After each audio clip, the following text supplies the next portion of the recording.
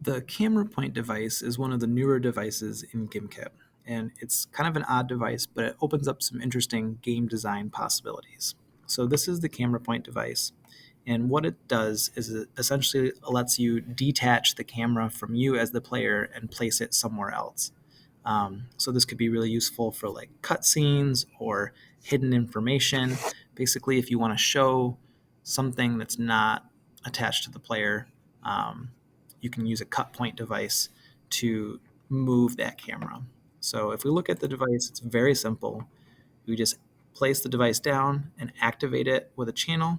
So when it's activated, it moves the camera to wherever that device is, and then we can deactivate it with a different channel. So we can bring the camera back to us as the character.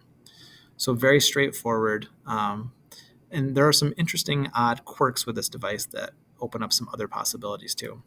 So let's test out a few ideas.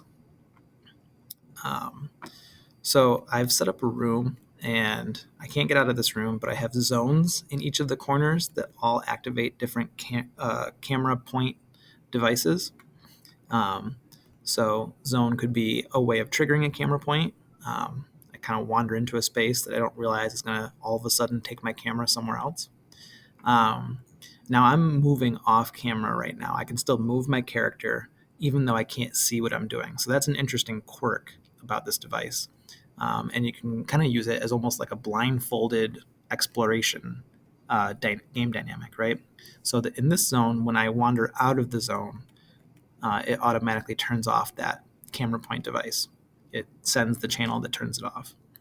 But in this zone, it doesn't do that. So it takes me to a different camera point zone or a camera point device, and I'm looking around here. It could be useful to reveal hidden information. Um, but when I leave that zone, I didn't set it up to broadcast the channel that ends this camera point device.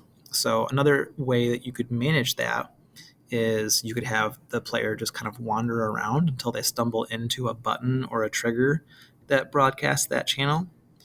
Or you could put a game overlay button up here that just says like restore camera to make it easier, right? So when I click that, it takes me back to my character. The camera is now focusing on me as the character.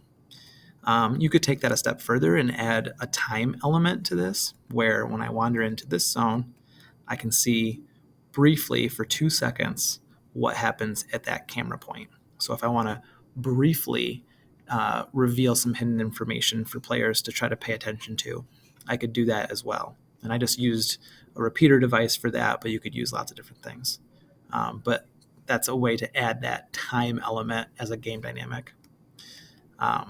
So the camera point device is interesting. It's pretty straightforward, but you can use it in lots of different ways, and it creates some interesting, unexpected game mechanics.